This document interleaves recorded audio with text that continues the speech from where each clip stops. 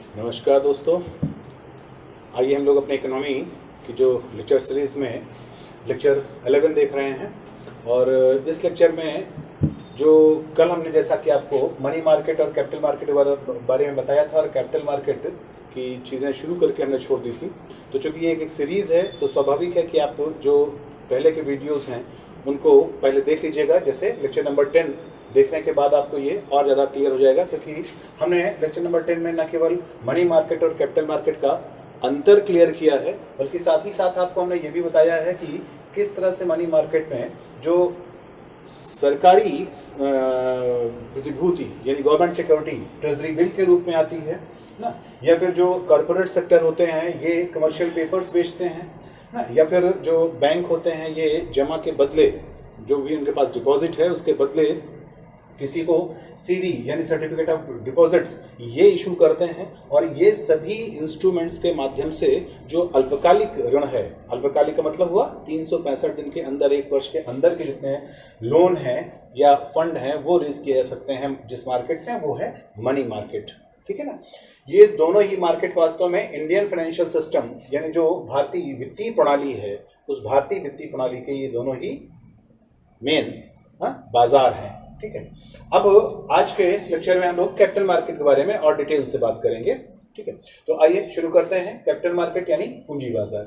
पूंजी बाजार की खास बात यह होती है कि इसमें मुद्रा बाजार की तरह अल्पावधि के लिए फंड रेज नहीं किया जाता, बल्कि इसमें मीडियम या लॉन्ग टर्म जो रेजिंग है, फाइनेंशियल रेजिंग, वो की जाती है। यही कारण है कि कैपिटल मार्केट को दो हिस्से में बांटा जाता है। एक है प्राइमरी मार्केट यानी प्राथमिक पूंजी बाजार, और दूसरा है सेकेंडरी मार्केट यानी द्वितीयक पूंजी बाजार, है ना।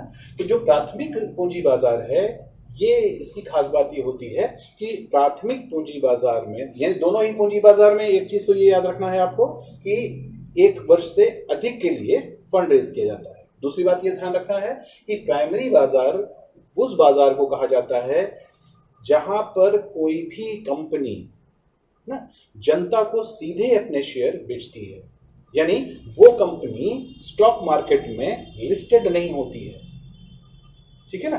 तो जबकि सेकेंडरी मार्केट एक तरह से जो आपका स्टॉक एक्सचेंज है जिसको स्टॉक मार्केट कहते हैं उसको हम सेकेंडरी मार्केट कहते हैं, क्योंकि यहां पर कंपनियां लिस्टेड होती हैं और जो कंपनियां लिस्टेड होती हैं उनके जो शेयर हैं वो आम जनता के लिए उपलब्ध होते हैं। तो ये आप इसको इस ढंग से भी समझ सकते हैं कि प्राइमरी मार्केट में कोई मीडिएटर बीच में नहीं होता है, कंपनी और जनता के बीच में कोई मीडिएटर नहीं होता। लेकिन सेकेंडरी मार्केट में जनता और कंपनी के बीच में मीडिएटर कौन है? Stock exchange. ठीक है ना। इसलिए ये सेकेंडरी मार्केट है और ये प्राइमरी मार्केट। ये बात क्लियर है। अब आगे की चीजें समझिए। प्राइमरी मार्केट के जो इंस्ट्रूमेंट होते हैं उन्हें आईपीओ, एफपीओ, राइट इशू या फिर बोनस इशू कहा जाता है। ठीक है ना। ये चार इश्यूज ऐसे हैं जिनके माध्यम से हम जो डोमेस्टिक कैपिटल मार्केट है यानी जो हमारा घरेलू पूंजी बाजार है इससे हम फंड रेज करते हैं। यानी कोई भी कंपनी अपना फंड रेज करने के लिए अगर वो प्राथमिक बाजार में जाती है तो वो क्या जारी करेगी? वो जारी करेगी आईपीओ, है ना, इनिशियल पब्लिक ऑफर, है ना, जो प्राथमिक रूप से नाम ही इससे क्लियर है कि ये इनिशियल प्राथमिक, इसके लिए पब्लिक के लिए एक ऑफर है, प्रस्ताव है। किस चीज के लिए? उस कंपनी के शेयर को खरीदने के लिए, इसलिए इसको आईपीओ कहा जाता है। स्पष्ट है। तो आईपीओ वास्तव में किसी नई कंपनी के नए शेयर होते हैं। ठीक है। नई कंपनी का मतलब यहां पर क्या है? वो कंपनी जो अभी स्टॉक मार्केट में लिस्टेड नहीं है। ठीक है। कंपनी ने सीधे ही बेचना शुरू किया है जनता को। दूसरी बात यहां पर आपको ये बात और ध्यान रखनी है आईपीओ के संदर्भ में कि आईपीओ के जो शेयर होते हैं यानी जो प्राइमरी मार्केट के जो शेयर होते हैं वास्तव में यही, है ना, किसी भी कंपनी के कैपिटल फॉर्मेशन करते हैं, उसका पूंजी निर्माण करते हैं। जबकि ध्यान रखना है आपको कि सेकेंडरी मार्केट में पूंजी का निर्माण नहीं होता। कंपनी का जो कैपिटल कह सकते हैं उसका जो मोनेटाइजेशन है, उसका मौद्रिकीकरण है ना, वो तो बढ़ता है सेकेंडरी मार्केट में, लेकिन उसमें कंपनी को पैसा नहीं मिलता, कंपनी को लाभ नहीं मिलता, बल्कि जो शेयर होल्डर होते हैं उनको लाभ मिलता है। जैसे फर्ज करिए कि हमने टाटा का कोई शेयर खरीदा हुआ है ना, अगर वो हमने 50 रुपए में शेयर खरीदा, पर तरीके हमने 50 रुपए में टाटा का शेयर खरीदा। अब इसको अगर हम शेयर मार्केट में जब जाके बेचते हैं और वो 55 रुपए बिकता है, तो ये 5 रुपए किसके होंगे? ये 5 रुपए हमारे होंगे, यानी ये 5 रुपए कंपनी को नहीं मिलेंगे। इसका मतलब कि सेकेंडरी मार्केट में जो पैसे मिलते हैं वो किसके होते हैं? वो शेयर धारक के होते हैं, ठीक है ना, वो जो शेयर होल्डर है उसके होते हैं। लेकिन प्राइमरी मार्केट में 50 रुपए का अगर हमने खरीदा, तो ये सीधे किसको जाएगा? ये सीधे इस कंपनी को जाएगा। जैसे भी हमने कहा टाटा का शेयर है, टाटा का आईपीओ है या रिलायंस का आईपीओ है, तो ये सीधे रिलायंस से टाटा को जाएगा। स्पष्ट है ना? तो आईपीओ की खास बात या प्राइमरी खास बात ये होती है कि इससे किसी भी कंपनी का कैपिटल फॉर्मेशन होता है, पूंजी निर्माण होता है, ठीक है। लेकिन सेकेंडरी मार्केट में उस कंपनी का पूंजी निर्माण नहीं होता है ना, बल्कि उसकी जो मार्केट में मौद्रीकरण है, उसका जो कह सकते हैं कि मुद्रा का जो परिमाण है वो मार्केट में बढ़ता है ना, उस कंपनी की रेपुटेशन बढ़ती है, लेकिन उससे उसका पैसा सीधे नहीं मिलता है। अब यहां पर एक चीज आपको याद रखना है कि आईपीओ जितना भी हम जारी करते हैं, जैसे फर्ज करिए कि हमने कहा कि 10-10 रुपए के, है ना, 10-10 रुपए के अगर 1 लाख आईपीओ जारी किए गए, तो स्वाभाविक है कि आईपीओ कितने का हुआ? 10 लाख रुपए का आईपीओ जारी किया गया। अब ये 10 लाख रुपए का आईपीओ जब जारी किया गया और इसका रिस्पांस अच्छा मिला, बेहतर रिस्पांस इसका मिला, यानी जनता ने इसको हाथों हाथ लिया, तो ऐसे में कंपनी फिर अपने आईपीओस को थोड़े और संख्या में ना ओवर सब्सक्राइब कर सकती है। वो जो ये सब उसको परमिशन लेके करना होता है, तो ये जो ओवर सब्सक्राइब्ड आईपीओस होते हैं अगर हुए तो उन्हें ग्रीन शू ऑप्शन कहा जाता है। तो ग्रीन शू ऑप्शन एक तरह से ओवर सब्सक्राइब्ड आईपीओस होते हैं। स्पष्ट है?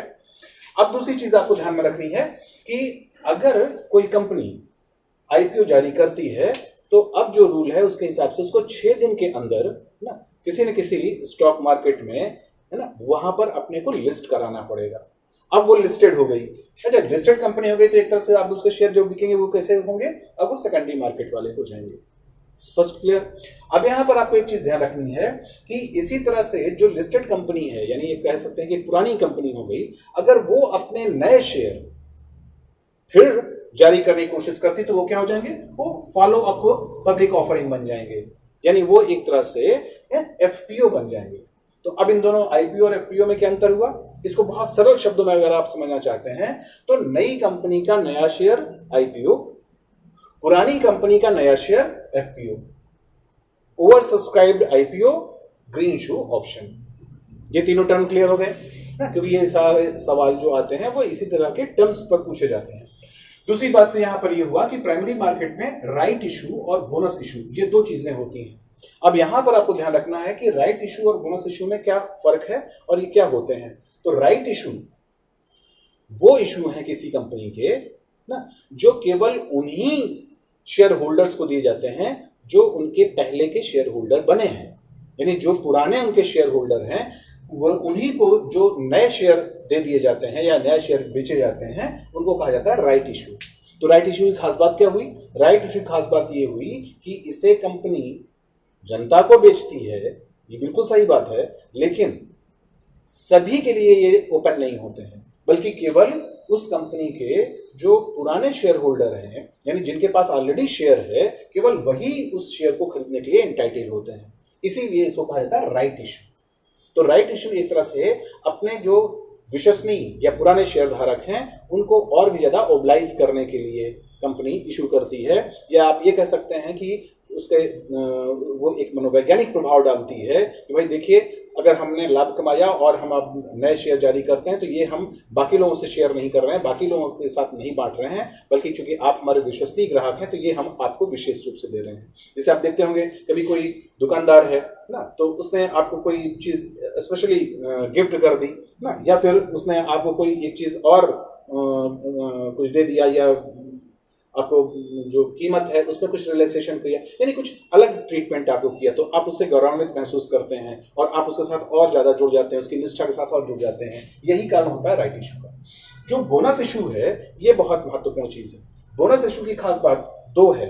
एक बात तो ये ध्यान रखना है कि इससे कंपनी की नेटवर्थ नहीं बढ़ती, इससे कंपनी की जो पूंजी है वो बढ़ती नहीं है ना, बल्कि उसके जो मार्केट में शेयर हैं उनके दाम गिर जाते हैं, ठीक है, लेकिन फिर भी बोनस इशू जारी किए जाते हैं। क्यों? इसलिए जारी किए जाते हैं कि बोनस इशू जो है वो किसी कंपनी की जो कैपिटल है, उसकी जो पूंजी है, और साथ में जो उसने पिछले कई वर्षों से जो उसने लाभ कमा रखा है, इन दोनों को मिलाकर ये क्या बनता है? उसकी नेटवर्थ। नेटवर्थ को फिर से एक बार समझ लीजिए। नेटवर्थ में कंपनी की पूंजी, साथ ही साथ उसमें जो पिछले दिनों या पिछले वर्षों में कंपनी की जो बचत है ना, लाभ से जनित जो बचत है, वो दोनों मिला दें तो कंपनी क्या बन जाती है? नेटवर्थ, यानी उसकी मूल संपदा। अब वो जो मूल संपदा है उसी को लिक्विड करने के लिए, उसको और भी मार्केट में उसको कह सकते हैं कि उसमें उसकी विनिमयता को बढ़ाने के लिए, उसके जो मार्केटेबिलिटी है ना, उस को बढ़ाने के लिए बोनस इशू जारी किए जाते हैं। तो बोनस इशू के बारे में एक चीज तो ये ध्यान रखना है। दूसरी बात बहुत ध्यान रखना है कि बोनस इशू वास्तव में कोई मटेरियलिस्टिक या मटेरियल इंस्ट्रूमेंट नहीं होते। ये वास्तव में शेयर नहीं होते हैं, बल्कि ये एक प्रकार की कह सकते हैं कि आप ये अकाउंट में एक एंट्री होती है, एक लेखा प्रविष्टि होती है। लेखा प्रविष्टि मतलब अकाउंट में एक एंट्री कर दी जाती है, और साथ में यहां पर यह होता है कि जो आपके शेयर होल्डर हैं उन्हीं शेयर होल्डरों को ये उनके शेयर के अनुपात में उपलब्ध करा दिए जाते हैं। जैसे जैसे फर्ज करिए कहा गया कि हर 10 शेयर, जब कोई भी शेयर होल्डर है उसके पास अगर 10 शेयर हैं तो उस 10 के अनुपात में उसको एक बोनस इशू दिया जाएगा। तो अब उसके पास कितने शेयर हो जाएंगे? 11, ठीक है। लेकिन वास्तव में उसके पास भौतिक रूप से कितने शेयर रहेंगे? 10 ही रहेंगे, लेकिन अब उसको 11 के बराबर डिविडेंड मिलने लगेगा, है ना। एक शेयर का और डिविडेंड, एक शेयर का और जो लाभांश है वो मिलने लगेगा। डिविडेंड मतलब शेयर के, हर शेयर के बदले मिलने वाला शेयर धारक को जो प्रतिफल होता है उसको डिविडेंड कहते हैं। तो वो जो डिविडेंड है वो 11 का मिलने लगेगा। फर्ज करिए उसने 2 बोनस इशू कर दिया कि जिनके पास भी, जिन जिन लोगों के पास 10 शेयर है उनको 2 बोनस इशू दिया जाएगा। तो स्वाभाविक है, जैसे मान लिया किसी के पास अगर 100 शेयर हैं तो इसमें तो उसको 20 बोनस इशू दिए जाएंगे, ठीक है ना। तो अब अगर उसको 2 दिया गया 10 पर, तो अब उसकी गिनती कितनी हो जाएगी? 12 की हो जाएगी, है ना। अगर उसके पास 100 शेयर है तो उसकी गिनती कितनी हो जाएगी? उसकी गिनती 120 शेयर की हो जाएगी, ठीक है। अब ये उसको डिविडेंड 120 शेयर का मिलेगा, लेकिन वास्तव में उसके हाथ में कितने शेयर होंगे? वो 100 ही रहेंगे। क्लियर है ना। तो इसका मतलब हुआ कि बोनस इशू में जो भौतिक शेयर हैं, यानी जो शेयर एज ए पेपर है वो नहीं बढ़ता, हाँ, लेकिन उसका लाभांश बढ़ जाता है। अब चूंकि उसमें शेयर बढ़ता नहीं है, यहां पर इसको 2 शेयर एक तरह से फ्री में दिए गए हैं, तो स्वाभाविक है कि ये जो कंपनी है उसकी कैपिटल तो नहीं बढ़ेगी, और जब कैपिटल नहीं बढ़ेगी लेकिन शेयरों की संख्या तो बढ़ जाएगी। अब जब कैपिटल नहीं बढ़ी और शेयरों की संख्या बढ़ जाएगी तो स्वाभाविक है कि उन शेयरों के, उस कंपनी के शेयरों के दाम क्या हो जाएंगे? थोड़े गिर जाएंगे। तो ये बोनस इशू कौन जारी करता है? ये जो बहुत ही अच्छी कंपनियां होती हैं, जिनको हम ब्लू चिप कंपनियां कहते हैं, जिनके शेयर बहुत ज्यादा ऊंचे हो गए हैं, पता चला 10 रुपए का शेयर 5-5 हजार रुपए में बिक रहा है, तो निश्चित रूप से उसकी मार्केटेबिलिटी कम होती चली जाएगी, क्योंकि वो बहुत ही दुर्लभ होते चले जाएंगे। ऐसे में कंपनी बोनस शेयर इशू करा करके जानबूझ करके सेकेंडरी मार्केट में उसके दाम कम करवा देती है। जब कम हो जाएंगे तो और लोग उसके साथ जुड़ना शुरू कर देंगे ना। ये फायदा होता है बोनस इशू का। तो यहां पर बोनस इशू को परीक्षा के पॉइंट ऑफ व्यू से 2 चीजों का ध्यान रखना है। एक तो ये बोनस इशू कोई भौतिक इशू नहीं है, बल्कि ये सिर्फ एक लेजर एंट्री है ना। दूसरी चीज इसमें ध्यान रखनी है आपको कि बोनस इशू वास्तव में कंपनी की कैपिटल नहीं बढ़ाती, उसकी नेटवर्थ में कोई बढ़ोतरी नहीं करती, लेकिन उसके जो शेयर के दाम सेकेंडरी मार्केट में वो थोड़े गिर जाते हैं, जिससे उसकी मार्केटेबिलिटी, उसकी जो विपणनशीलता है वो बढ़ जाती है, ठीक है।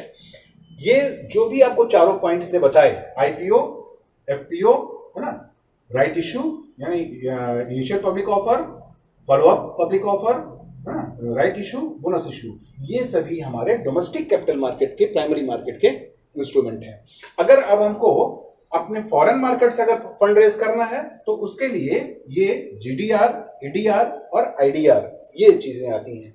यहां पर ध्यान रखना है कि ग्लोबल डिपॉजिटरी रिसीट, है ना, अमेरिकन डिपॉजिटरी रिसीट और इंटरनेशनल डिपॉजिटरी रिसीट, ये जो 3 प्रकार की डिपॉजिटरी रिसीट्स हैं, इनके माध्यम से कोई भी भारतीय कंपनी वो विदेशों की स्टॉक एक्सचेंज में बिना लिस्ट हुए, है ना, अगर वहां से वो पैसा उगाना चाहती है, फंड रेज करना चाहती है, तो वो जीडीआर, एडीआर या आईडीआर का सहारा लेती है।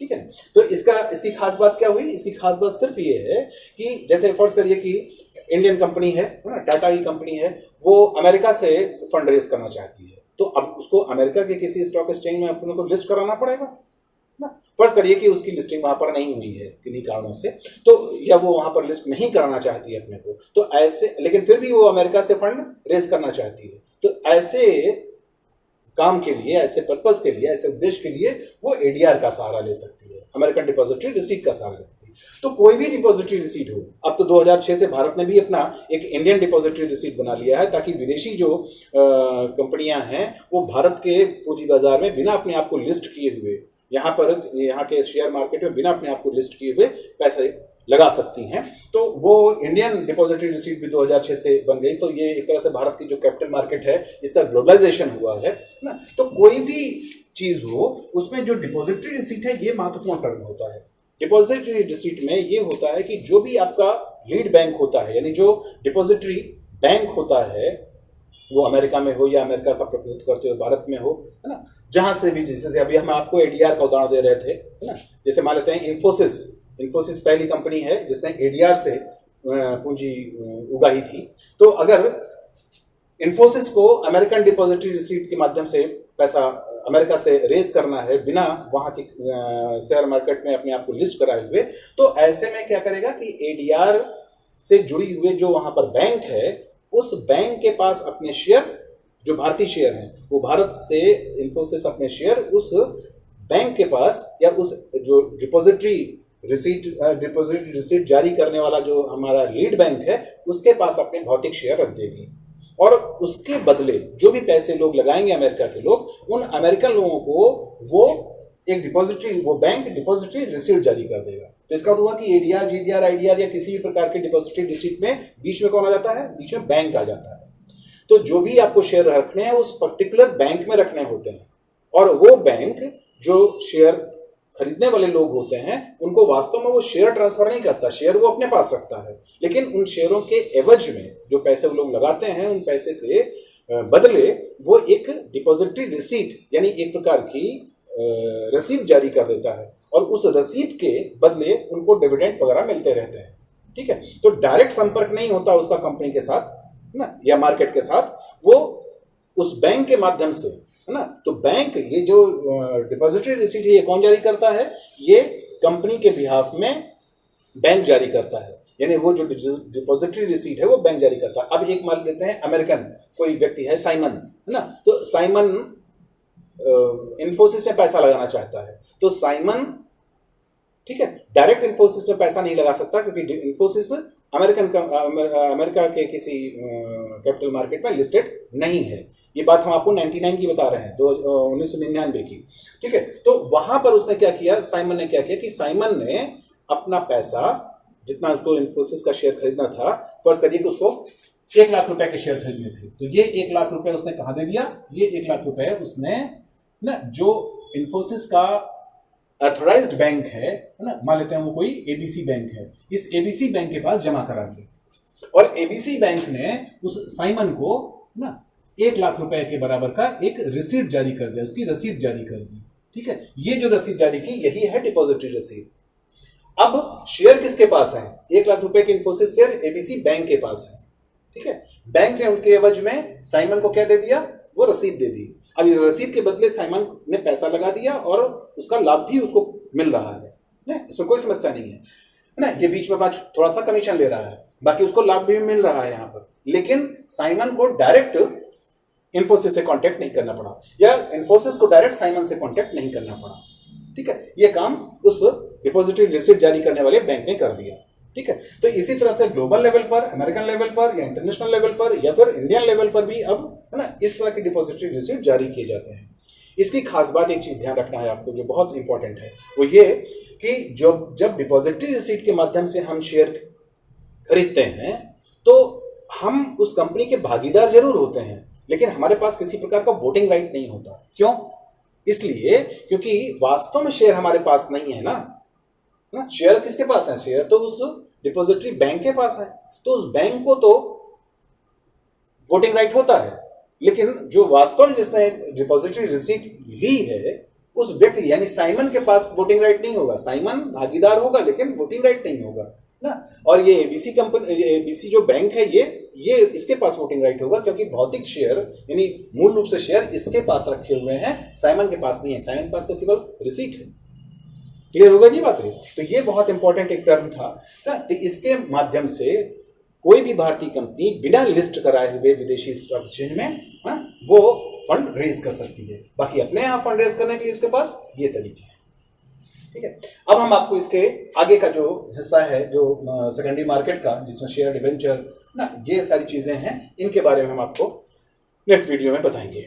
ठीक है, तो ध्यान रखिए कि आप इसको शेयर करिए मैक्सिमम, क्योंकि ये ज्ञान है, जानकारी है, और जानकारी हमेशा बांटने से बढ़ती है। Thank you.